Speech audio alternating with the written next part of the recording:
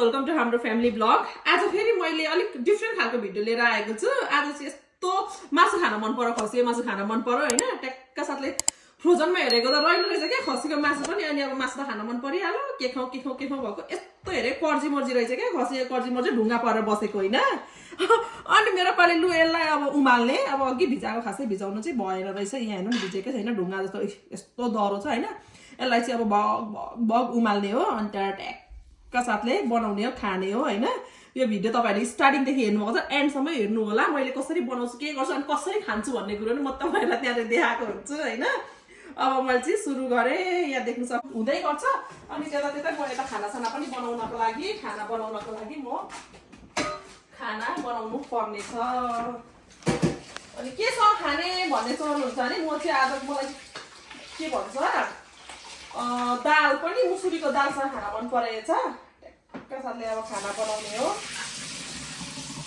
पानी चाहिँ तताएँ मैले, पानी चाहिँ तात्तिँदै गर्छ, हालिदिनु पर्यो भनेर नि। त्यो पानी तात्तिन्जेलमा यसलाई पनि अलिअलि हुन्छ। अनि अब ट्याक्क साथले मैले चाहिँ अब मजाले उम्लियोस् हो, के भन्छ उम्लियोस् पनि, सबै खुस्केस पनि, बोसो पनि सबै पगालियो, सबै थोक होस् यहाँनिर। यता चाहिँ दाल पनि पाक्दैछ, ट्याक्क सिटी लागिरहेको छ। अनि यता पनि खाना रेडी हुँदै। ल मेरो चाहिँ यो के भन्छ चाना मसिनो चाना आइसकेको छ। तपाईहरुले देख्न सक्नुहुन्छ। अनि यो बोसो अब उसिन्दाखेरि चाहिँ फाइदा के हुन्छ भन्दाखेरि यहाँ हेर्नु त यो बोसोहरुकोबाट पनि तेलहरु आउँछ अनि अझै राम्रो हो। अब यो डल्ला चाहिँ खासै फुटेको छैन, यसलाई म फुटाइदिन्छु, हातले फुटाइदिन्छु। मेरो लागि चाहिँ डन भइसक्यो। अब ट्याक्क साथले खनाउने हो बाहिर भित्र। भित्र लगेर खनाएर अनि भुटिन्छ, भुट्टी खाइन्छ। भुटा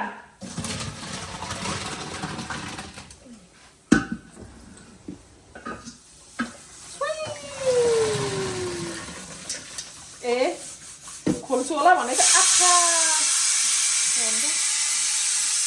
अब भुटिन्छ।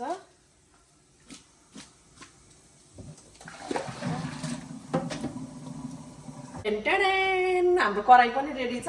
भुटान के भन्छ कान्छ कर्जी मर्जी खसीको भुटान धेरै तेल तोरीको तेल शुद्ध तोरीको तेल हालिन्छ।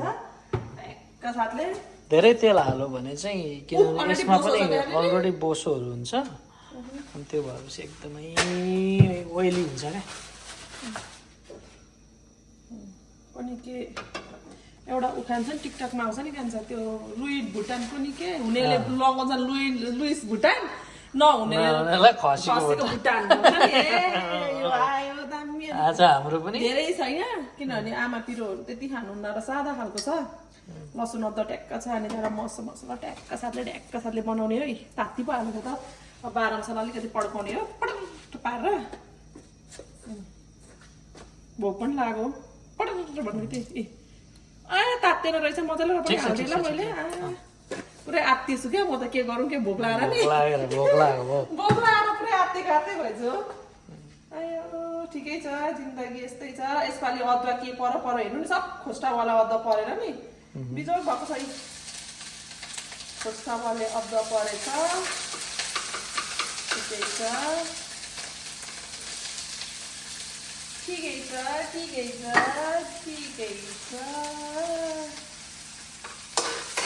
मेरो बुढोले भन्नु तिमी त मर्ने बेला पनि पेपर हाल्छ नि त मर्छ होला भन्नुहुन्छ। यो मेरो पेपर चाहिँ प्रायः त कहिले फुट्दैन, कहिले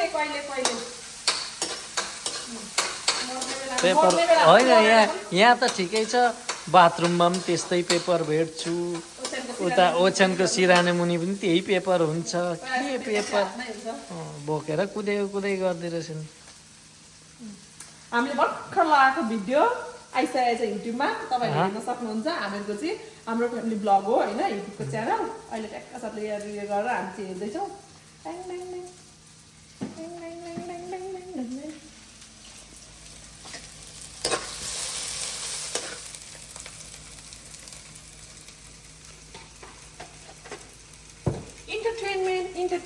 इन्टरटेनमेन्ट मुन्ची धेरै हाल्दैन कान्छ, किनभने अघि नै हालेको मैले मुसिँदाखेरि अलिअलि हालिरहेको छु।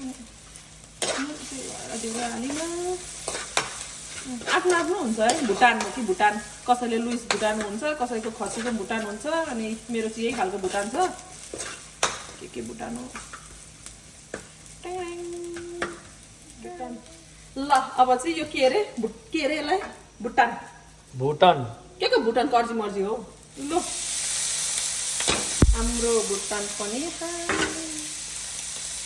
अब भुटान आलो यो कर्जी मर्जी हो खालि भुटानै भन्नु तिमीले भुटान भन्यौ कर्जी मर्जी भन्यौ मेरो छोरोले चाहिँ कालो चिची भन्छ बेस्ट हो क्या उसको कालो चिची चाहिँ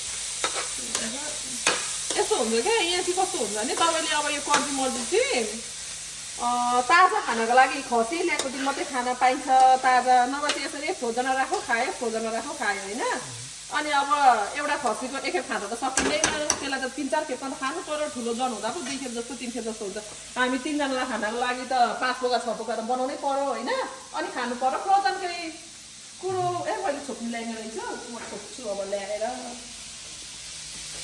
मर मसला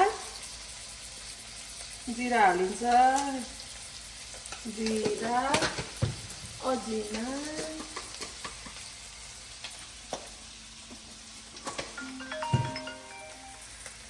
कति रङ खोर्सानी कलरको लागि रङ खोर्सानी अनि ट्याक्का साथले चलाइन्छ मजाले यसलाई कालो हुन्छ भुटिन्छ अनि गम के गरिन्छ खाइन्छ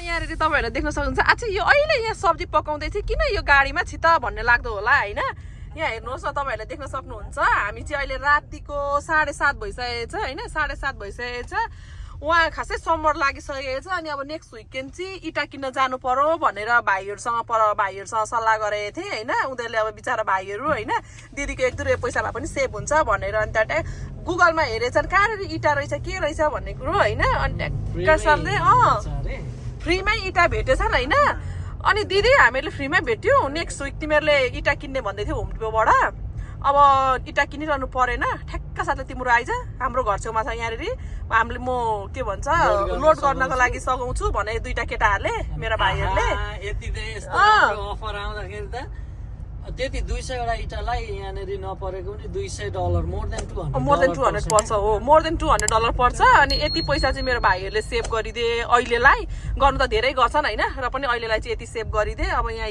देख्न सक्नुहुन्छ ट्याक्क साथले 27 मिनटमा हामी चाहिँ वहाँनिर पुग्छौँ राति नभनिकन ट्याक्क साथले बुढाबुढी चाहिँ अब स्पिड गइरहेछौँ अनि त्यस पछाडि आएर अनि सब्जी अनि कन्टिन्यू सब्जी के भयो भन्ने लागिरहेको होला हजुरहरूलाई भोक त लागिरहेछ नि के भन्छ अनि आमालाई मैले एभ्रिथिङ हालिसकेर मैले हिँडेको थिएँ होइन अनि आमालाई मजाले आमा बनाउनु ल भनेर मैले सबै हालेको छु भनेर आमालाई सम्झाइराखेर अनि हामी चाहिँ बुढाबुढी लाग्यौँ हजुरहरू हेर्दै गर्नुहोस् हामी कहाँ गएर ल्याउँछौँ कसरी अनलोड गर्छौँ भन्ने कुरो चाहिँ तपाईँहरूलाई अन्तिमसम्म देखाउँछु हामी चाहिँ ट्याक्क आइसकेको छु यहाँनिर बिचारा मेरो भाइहरू पर्खिँदैछन् ओह यहाँनिर तपाईँहरूले देख्न सक्नुहुन्छ पर्खिरहेका छन्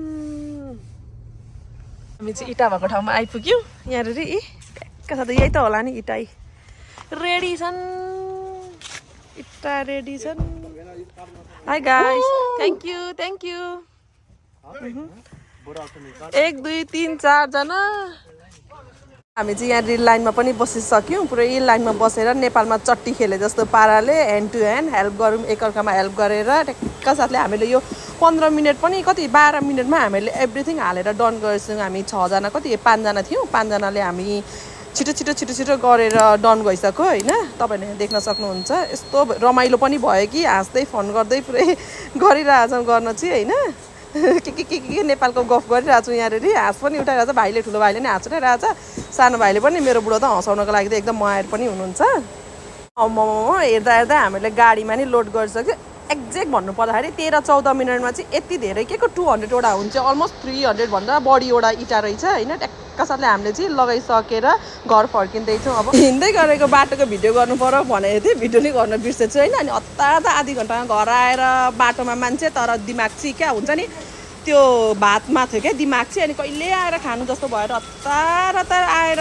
पस्केर त्यहाँबाट मैले के भन्छ अलरेडी आधी पकाएर गएको थिएँ आइपुग्दै हाल्दा फुल्ली पाकिसकेको रहेछ होइन अनि मेरो पाली चाहिँ पुरै त्यो भोकको झकमा खाना थाल्यो अचार मात्रै भएर हुँदैन खोर्सानी पनि टोक्नुपर्छ भनेर टोक्न पनि थालेँ होइन कस्तो मिठो भएको रहेछ क्या कर्जी मर्जी पनि मिठो भएर चाहिँ दाल पनि मिठो भन्छ दामी क्या हुन्छ नि आनन्द भयो क्या अहिले चाहिँ मिठो दामी अनि यदि हजुरहरूले हाम्रो च्यानललाई सब्सक्राइब गर्नुभएको छैन भने सब्सक्राइब पनि गरिदिनुहोस् भन्दै अहिले बिदा माग्न चाहन्छु हस् त बाई